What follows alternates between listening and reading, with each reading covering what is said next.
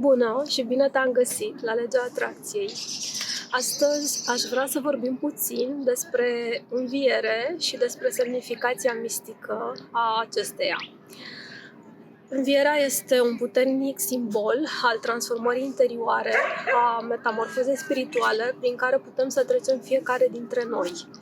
Este important să înțelegem că nu este un eveniment în afara noastră și că putem să interiorizăm, să înțelegem foarte multe lucruri dacă aplicăm aceste concepte în existențele noastre.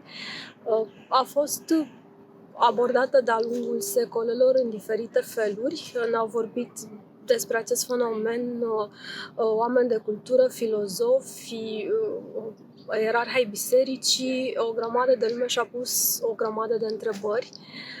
Am să mă refer un pic la viziunea lui Jung. În accepțiunea lui Jung, învierea, de fapt, Iisus Hristos era privit ca un arhetip al sinelui. Face această paralelă între Iisus Hristos și sine și în felul acesta vrea să ne arate că acest arhetip al lui Iisus Hristos se regăsește în noi. Noi ne putem plasa acolo unde nici nu bănuim că am putea să fim.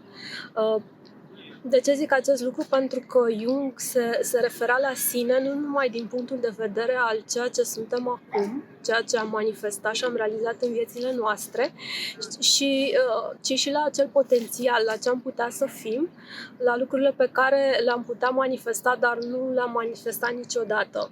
Așa că ne deschide un pic ochii și ne arată că suntem mai mult decât credem, că avem acele resurse de care nu suntem conștienți și ne blocăm în acele tipare pe care ni le dictează sinele. Partea cea mai dureroasă este că rămânem, cei mai mulți dintre noi, blocați în această parte a sinelui, pentru că am fost cumva guvernați de tiparele din copilărie. Știm cu toții că ne dezvoltăm percepția asupra lumii în primii ani ai vieții. Acolo avem modelele pe care le împrumutăm de la părinți, de la adulții care sunt în viețile noastre și în felul acesta învățăm să ne raportăm la lucruri, la lume, învățăm să procesăm și să abordăm mediul înconjurător. De cele mai multe ori rămânem blocați în această etapă a copilului, adulți fiind. Este foarte ușor să se întâmple acest lucru pentru că nu conștientizăm acea evoluție pe care am avut-o în copilărie, nu conștientizăm unde am rămas blocați și din cauza căror traume am rămas în punctul ăla, dar am învățat să abordăm lumea în felul acesta. Și așa că de foarte multe ori reacționăm ca niște copii, chiar dacă suntem adulți. Știm că am învățat un tipar, ne-am descurcat în diferite ocazii din viață în mod pozitiv, abordând lucrurile în felul acela și atunci vom reacționa tot timpul la fel. Așa că vreau să punctez acest lucru, că Jung, vorbindu-ne de arhetipul lui Hristos și sine, ne face să înțelegem că trebuie să schimbăm acele lucruri din sine care nu ne mai sunt folositoare, practic să ne primenim spiritual, să lăsăm la o parte vechiul sine și să ne îndreptăm spre un alt sine. Așa că în acest punct o să trecem și noi prin acel proces de moarte și înviere. Practic trebuie să dăm uitării, să îngropăm acele comportamente, acele părți din sine care ne plasează în copilărie și acele tipare care ne țin legați într-un șir nesfârșit de evenimente care ne vor duce în același punct. Practic nu ne lasă să ne dezvoltăm spiritual și poate nici material câteodată și ne îndeamnă să mergem la următorul nivel și să renaștem. Jung ne mai sugera acest lucru și prin arhetipul păsării Phoenix, care renaște din propria cenușă. Este tot un fenomen de renaștere, pur și simplu arzi acel sine care nu-ți mai folosește și renaști în altă lumină.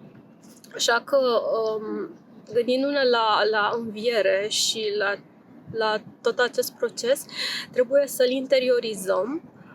Putem să trecem și noi prin această moarte și să deschidem ochii spre altă realitate, spre altă proiecție, spre alt sine.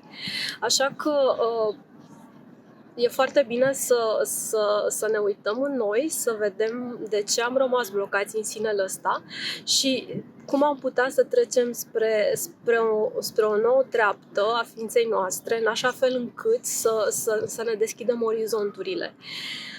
De cele mai multe ori, părinții sunt cei care contribuie, bineînțeles, în mod inconștient la aceste tipare negative care ne urmăresc, în care persistăm o viață întreagă și de cele mai multe ori nu reușim să ieșim de acolo pentru că nu conștientizăm că ar avea vreo legătură cu evoluția noastră spirituală și evoluția noastră în lume, pentru că e foarte dureros atunci când nu reușim să înțelegem de ce lucrurile nu le merg bine, de ce se repetă aceleași situații și nu reușim să ajungem la acel potențial interior.